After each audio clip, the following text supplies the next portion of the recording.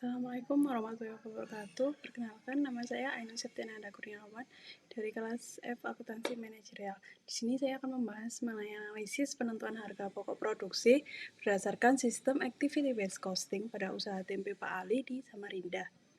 Yang pertama, activity based costing system ialah sistem yang membentuk kelompok biaya berdasarkan aktivitas secara terstruktur dengan dasar alokasi biaya berdasarkan aktivitas yang diperlukan untuk menghasilkan suatu produk atau jasa yang merupakan pemicu biaya atau cost driver untuk kelompok biaya tersebut.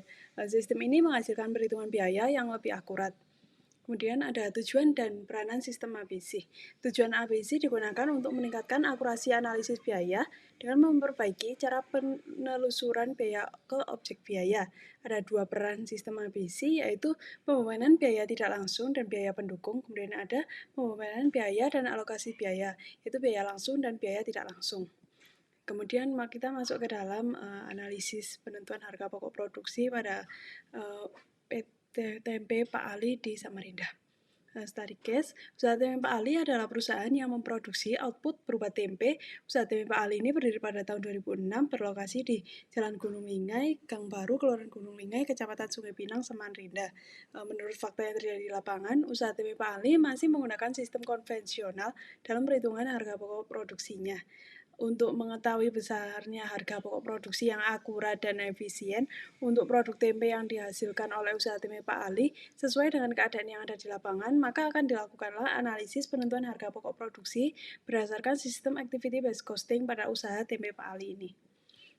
Yang pertama diketahui itu harga tempe dipasarkan itu sekitar 3.000 sampai dengan 20.000 per bungkus.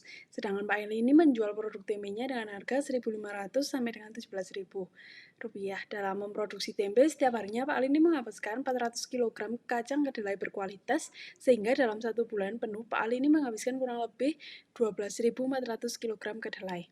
Karena Pak Ali melakukan kegiatan produksi setiap hari, termasuk hari Minggu, dalam sebulan Pak Ali dapat menghasilkan kurang lebih 12.400 bungkus tempe. Kemudian kita masuk ke biaya bahan baku.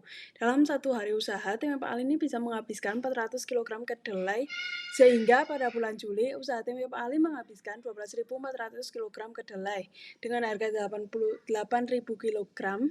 Pada bulan Juli, usaha tempe Pak Ali ini menggunakan biaya bahan baku sebesar Rp99.200.000 dari 400 kg kedelai yang digunakan untuk pembuatan tempe yang nantinya akan dihasilkan 12.400 bungkus yang dihasilkan dalam sebulan, sehingga kebutuhan bahan baku tempe ini adalah 1 kg per bungkus.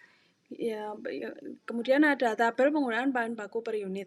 Pada bulan Juli, jumlah kedelai per harinya itu dibutuhkan 400 kg, sehingga kebutuhan bahan baku per bungkusnya ini ketemunya 1 kg.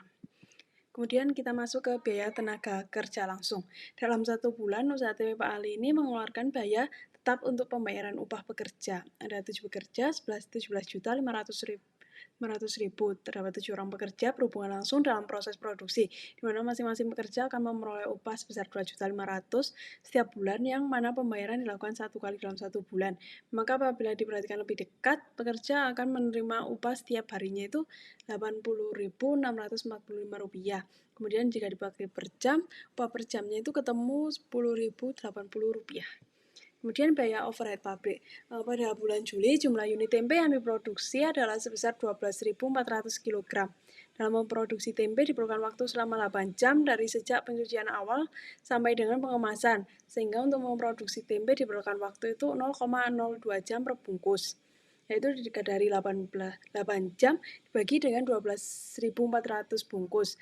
Penggunaan mesin per hari untuk tempe adalah 8 jam, sehingga penggunaan per unitnya itu ketemu 0,000645 jam per bungkus. Pemakaian bahan baku kedelai untuk menghasilkan 1 bungkus tempe adalah 1 kg. Harga bahan baku per kilogramnya itu kan tadi 8.000, upah tenaga kerja langsung per jamnya itu Rp10.080 diperoleh dari perhitungan yang 2.500.000 dibagi dengan 31 hari, yaitu ketemu 80.645 per hari, kemudian dibagi dengan 8 jam kerjanya per hari.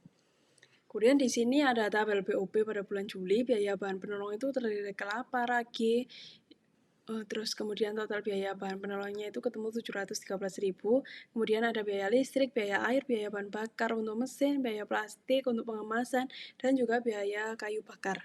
Kemudian ada biaya proses produksi tempe yang terdiri dari unit produksi, jam tenaga kerja langsung per bungkusnya, terus kemudian ada jam kerja mesin, kebutuhan bahan baku, harga bahan baku, upah tenaga kerja langsung.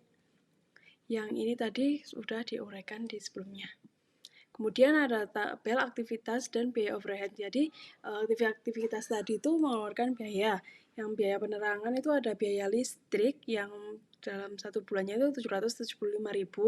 Kemudian ada persiapan dan penanganan bahan, ada biaya kayu bakar itu sebesar 15.500.000. Ada biaya air sebesar 539.432 rupiah. Kemudian ada biaya bensin untuk mesinnya ada Rp279.000. Terus dalam penggilingan ada biaya air sebesar Rp134.858. Biaya pengemasannya itu plastik ada Rp1.116.000. Kemudian pengiriman dan pengemasan itu ada Rp2.500.000.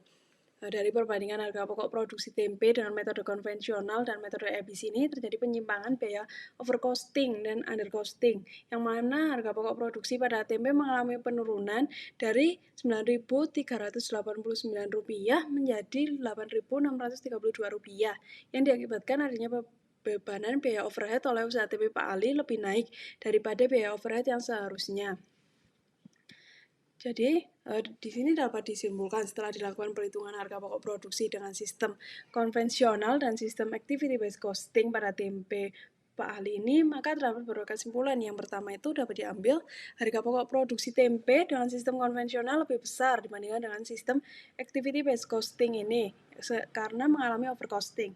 Yang kedua, perbedaan yang terjadi dalam penentuan harga pokok produksi yang digunakan oleh usaha tempe Pak Ali dengan metode activity based costing dikarenakan pembebanan biaya overhead yang dikonsumsi pembuatan tempe dengan metode konvensional dan metode EBC berbeda, sehingga biaya yang diperoleh dapat lebih besar atau lebih kecil. Kemudian yang terakhir adalah metode activity based costing ini dapat diterapkan pada PT Usaha Pak Ali karena dengan menggunakan metode EBC ini memerlukan biaya yang lebih sedikit dibandingkan dengan menggunakan metode konvensional tadi. Sehingga di sini adapun keputusan manajer. Sebagai seorang manajer, menurut saya pihak usaha tempe Pak Ali diharapkan meninjau kembali harga pokok produksi yang digunakan selama ini dengan hasil penelitian penentuan harga pokok produksi dengan metode activity based costing, karena metode EBIS ini memiliki keakuratan yang lebih baik di mana biaya yang ada pada masing-masing tempe dibebankan pada banyak pemicu biaya atau cost driver. Sehingga dalam metode EBC ini telah mampu mengalokasikan biaya aktivitas ke setiap jenis tempe secara tepat berdasarkan konsumsi masing-masing aktivitasnya. Baik, sekian dari saya. Terima kasih. Wassalamualaikum warahmatullahi wabarakatuh.